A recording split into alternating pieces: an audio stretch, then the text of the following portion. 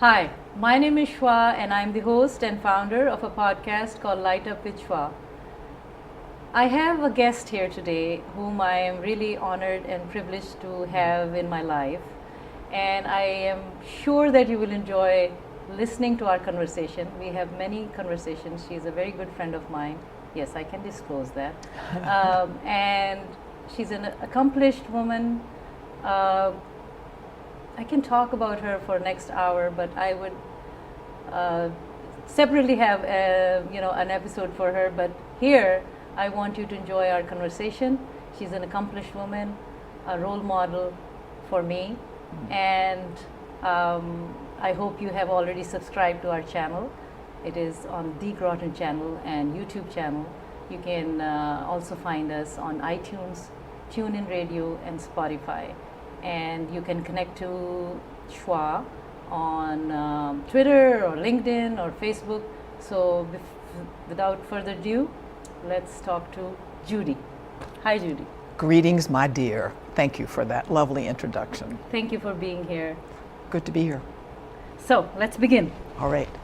I think I would like you to talk about what was your profession before you got into interfaith. So would you briefly introduce yourself and talk about that a bit?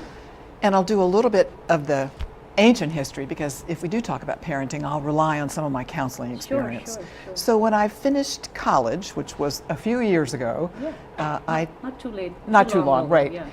I went into an organization called VISTA, which was a domestic arm of the Peace Corps at the time, and did a year of service in inner city Philadelphia with heroin treatment program folks. And then I went to work for a drug and alcohol adolescent counseling center, and it is that where I spent almost a decade working with teenagers, 13 to 18, and their families.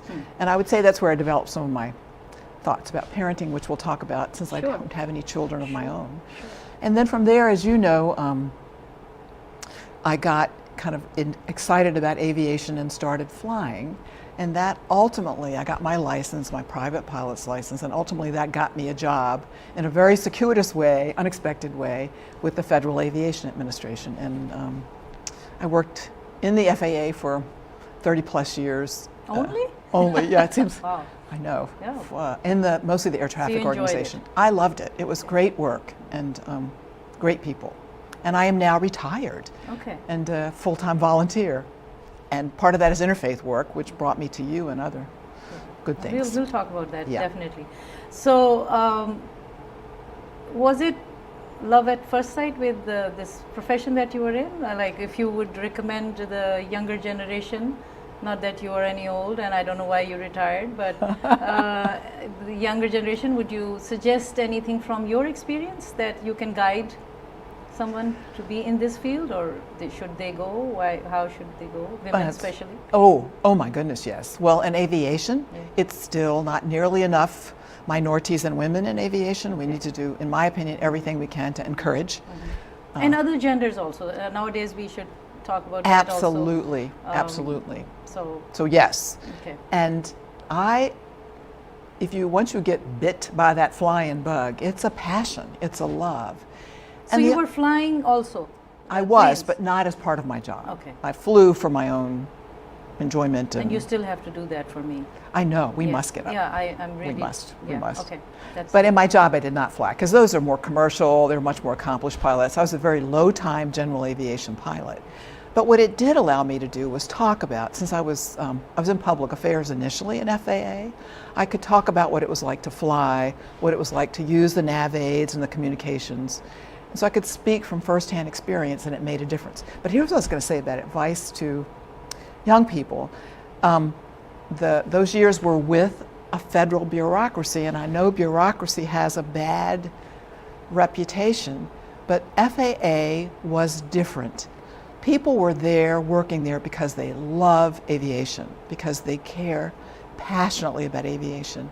And that passion and commitment to aviation really made it feel different to be working in FAA. And folks really felt like they were serving and creating something that made a difference. So do you think it has been more, it's more comfortable place for anybody to work there now, especially? I wish I could say yes. I Okay. think it's still going to require some pioneering. Okay. Okay. But if you carry a passion for aviation and a love for that, Then you should you'll try find it your out. way. You Okay, bet. you should. You bet. All I right. would really encourage folks. Thank you. Thank you. All right. So, what are you doing nowadays? Should I go to parenting or should I stick to interfaith first? What is coming to you at this time? Well, I feel like I have so little to say about parenting. Maybe we should go there first and then it's covered. Well, not necessary if you don't have children, Yeah. right? I'm sure you came from a couple, your Indeed. parents. Indeed. So let's talk about that. Is parenting selfless or a selfish area of life for people to be in? It's an amazing question. I suspect, but this will be only from observation, not from experience, that it's got to be a little of both. A lot of selfless, but there would be some selfish too, but mostly selfless from what I observed. As you know, I don't have any children. Of your own, of my biologically, own, yeah. biologically, but I do have a couple of goddaughters who I adore, and I observed their growing up, and of course my own parents. But what I was going to say, when I started counseling the adolescents, 13 to 18, I was only 23, 24 myself. Very young. And I related more to the teenagers than I did their parents. And even though I was supposedly providing communication skills workshops for the parents, I felt more simpatico with the teenagers. Over time, I came to have much more respect for the parents and the incredibly difficult job of being a parent and the very selfless job of being a parent. And I heard one of your other interviewees, Dr. Joe, the name is Fitzpatrick or Kelly? Kelly, Dr. Kelly, Dr. goodness sakes, thank Yeah. you. Say that he thought one of the things we needed to do for parents was give them more resources to be able to do their jobs better. And that was my experience in the counseling program. Nobody set out to be a bad parent. They all wished to be better, to do it better, that they hadn't made the mistakes they had made. And I don't think there were the resources there to really help them when they hit the snags. So if I were going to leave any message, I would say, anybody that chooses to be a parent, thank you. And that whatever we can do to make their jobs, to take a little load off, to offer some resources, is critical. So that would be the message I'd want to give as an observer. Thank you. You bet. So I know that you're a very good listener. So do you think that's important in parenting? Of course. So you are doing so many things that a parent needs to do. So Of course. have you ever thought of adopting children?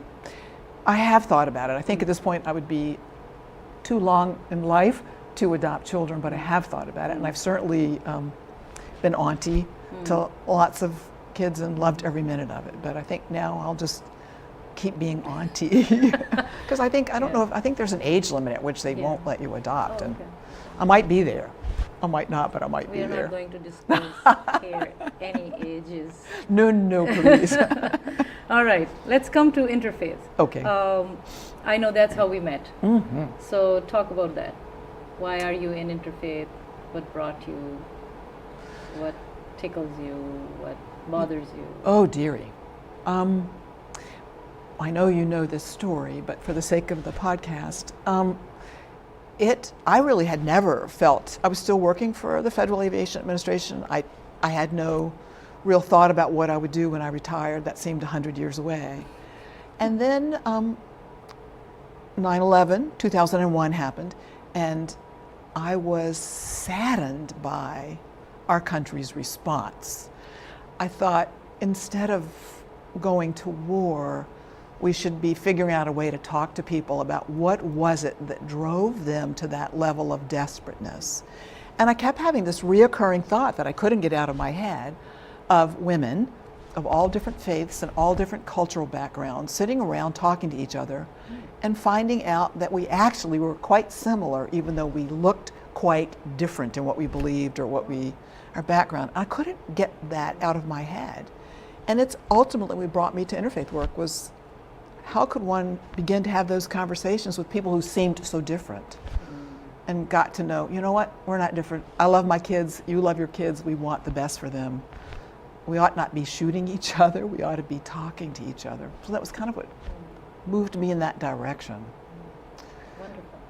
And it was a talk about Ramadan and about the fasting of Ramadan that I heard that made me want to sign up for an interfaith council. I thought, I need to learn more about Islam and Ramadan. When you were here? Yes, in Groton is okay. really, I heard that conversation, and Okay. so that's what got me started. So what have you learned so far? Is anything different? What can you teach us about your interfaith experience? How can you educate us? Somebody who doesn't know much about. Wow. I know one of the questions was, how do you bring people to the table who don't believe in interfaith? And I mean, that is a lifetime question for me. I haven't got a good answer yet. I think, what I continue to learn is that when I am sitting at the table with someone that I don't know, and we're having a cup of tea, and I'm beginning to learn about what lights them up, to use your beautiful words, it's an enlivening time. I feel that I learn so much more about what's important to them. It's really hard when you've sat across the table from someone and look into their eyes and understand a wee bit about what's important to them. It's hard to hate them. It's hard, at that point, they're not a fill in the blank, they're not another. They're Susie, they're Fatima, they're Matilda, they're human beings, and it continues to be what moves me to want to have that experience for other folks as well, just to get to know. I hear people badmouth a group of people, and I think you just don't know anybody in that group. It would change if you had a name of someone you really cared about. So, how do we do that? So would you suggest people not to be fearful and just try at least to talk to people who look different or seem different than you?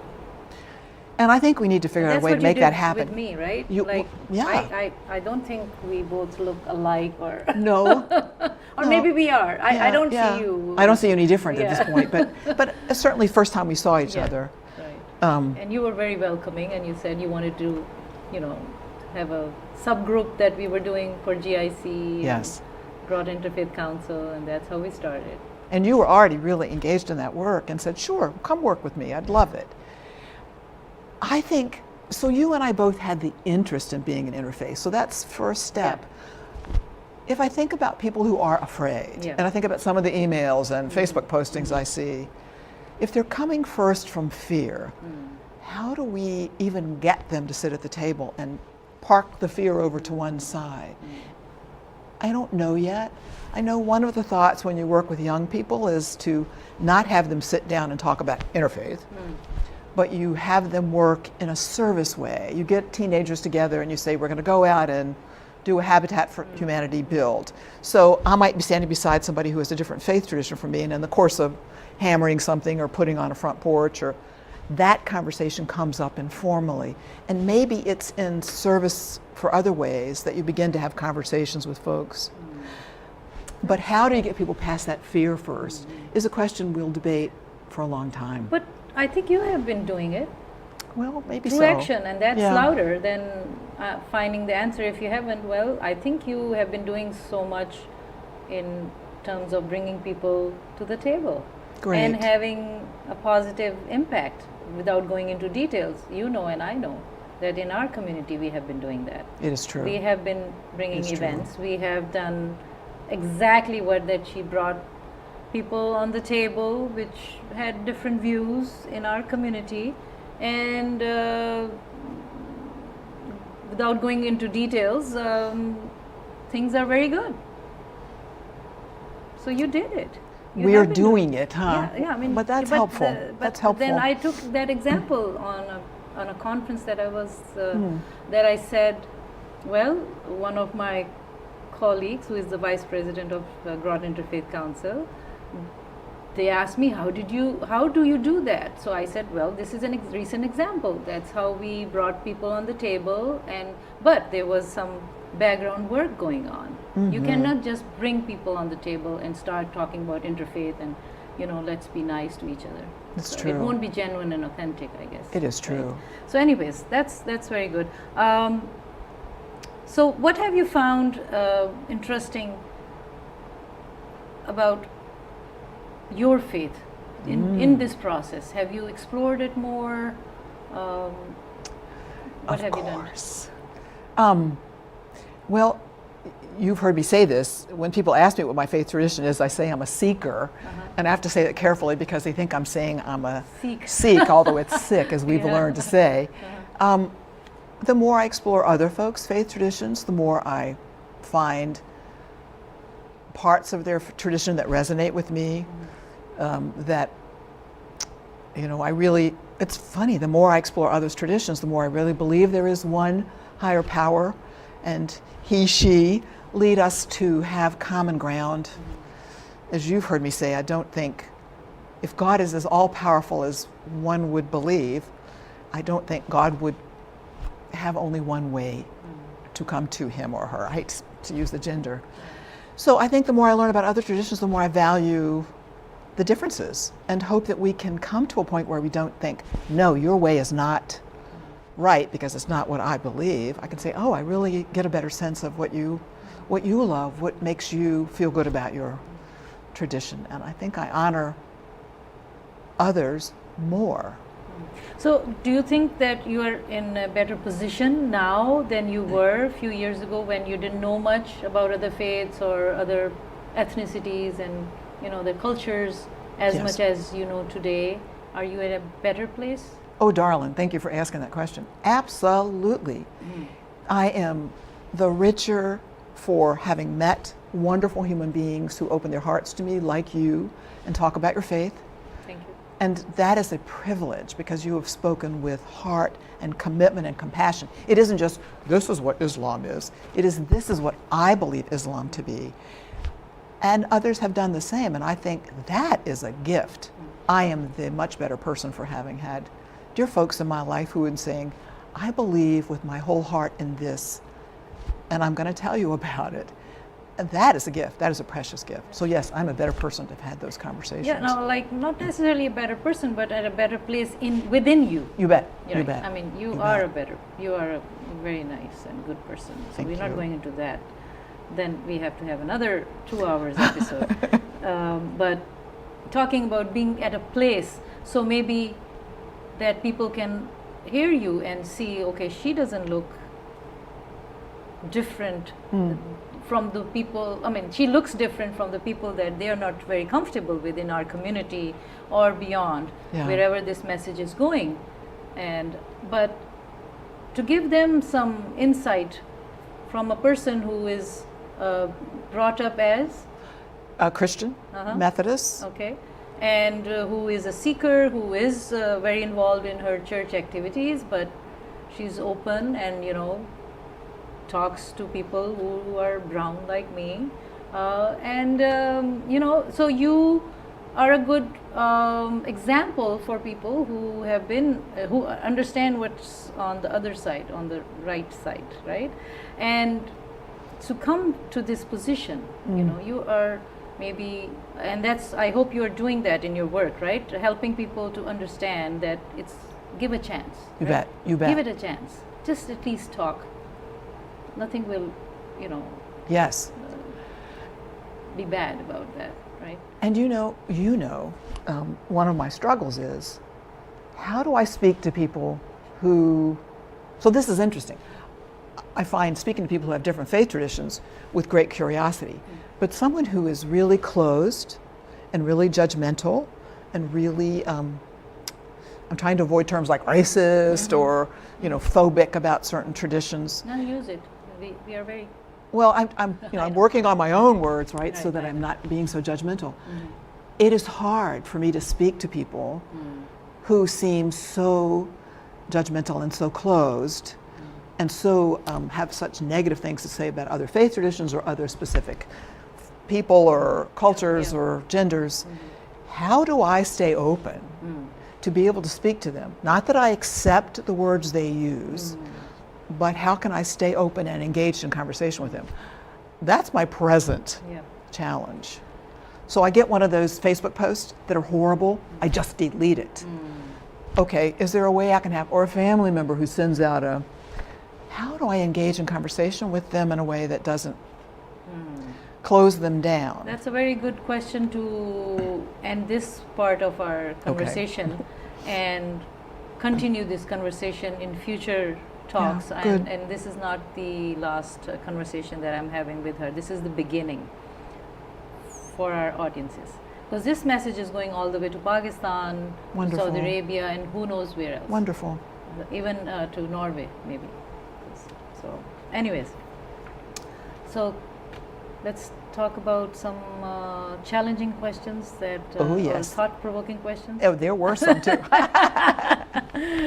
Anything before I go on, you want to say anything else about interfaith or faith or? I want to say one other thing about interfaith, because one of the things we worked really hard on in the Interfaith Council is to come up with ground rules. And I think that might be beginning to answer what I'm struggling with, which is, first of all, when we do have conversations about faith traditions, there is first ground rule is no trying to change somebody's mind. So when we sit at the table, it isn't, I hope you're going to grow up to be a Christian. It is, I hope that I can explain to you in a way that, yes. And that ground rule, I think, is so essential. So I just wanted to say, we've really worked on ground rules. Also that you're not, when I speak, I'm not speaking on behalf of all Christians in the world. I'm only speaking on behalf of Judy. And I think that's helped our conversations. So I just wanted to say that the ground rules have been, I think, essential. And there are others too. Thank you. Thank you. All right. So what do you like about yourself? Now let's get to Judy. A little bit. Well, it took a long time coming up with that. No, I think I have a sense of humor, which I really am glad, because heaven knows in today's world, definitely. I think I am a good listener, and I do value that. And I have a great curiosity and love of learning about other people. Those are three things I really appreciate. What would you like to change, if anything, about yourself? Don't start with how much time do you have? I worry way too much. And I just heard some great Buddhist quote about worry is a bad misuse of imagination. And I thought, oh, isn't that interesting? Because worrying is about projecting into the future, or, oh my gosh, I wish that didn't happen in the past. And I do think at this point in my life, I wish I could let that go. So that'd be one thing I'd change. Work together. Good, please. Okay. Are you afraid of anything? Yes. You want to share, or you don't want to? It's up to you. It's tied to that worry. When I look into the future, I see things that really trouble me and really worry me. I worry about the direction I think the country is going. I worry about the environment. I worry about people's lack of, I hate to use the word civility because that's so old-fashioned, but people's inability to speak to each other without really getting so caustic and confrontational. But I definitely worry about where we could go as a people in terms of hating other people. So those things frighten me, you bet. Okay. But you can overcome those. Yes. Yes, Judy, you can. Absolutely. You are capable of doing that. You have been doing so much. So thank you, dearie. Don't worry. All right. All right. Okay. So let's get to last part of our questions.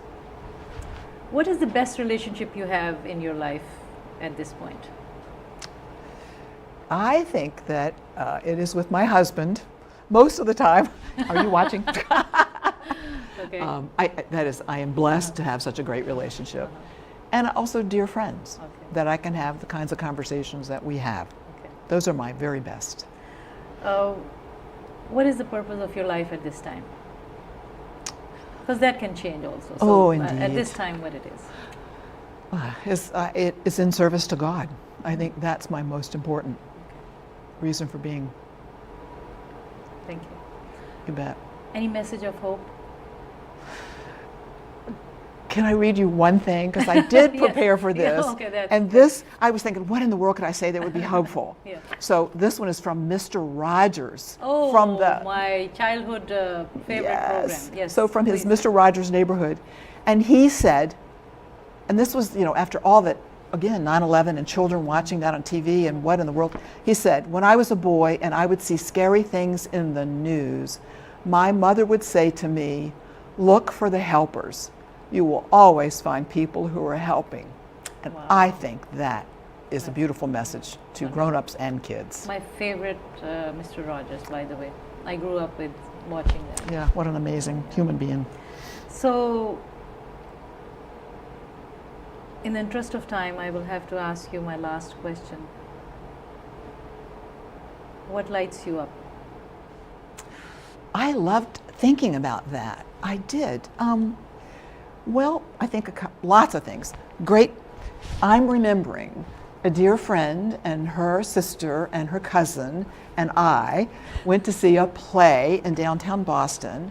And then we came back to that dear friend's house and had tea and talked about matters of our hearts and faith all hours of the night. That lights me up. Good conversations. Huh? With people who are willing to talk about their hearts. Wonderful. And the chai that you like. Yes. Not chai tea latte. No, chai, because Shua makes an amazing chai. And Judy doesn't like 1 cup of no. So that that lights lights you me up. Absolutely. That time was so rich, so important. Thank you. Thank you. Anything else you want to say before we... Thank you for the opportunity to ponder these questions, first of all, and then to be in this conversation with you. Thank you very much. Thank you. You bet, too.